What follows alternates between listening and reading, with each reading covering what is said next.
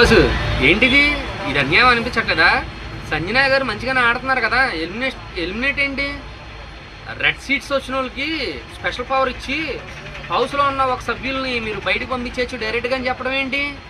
అబ్బాయి ఇది కరెక్ట్ కాదబ్బా.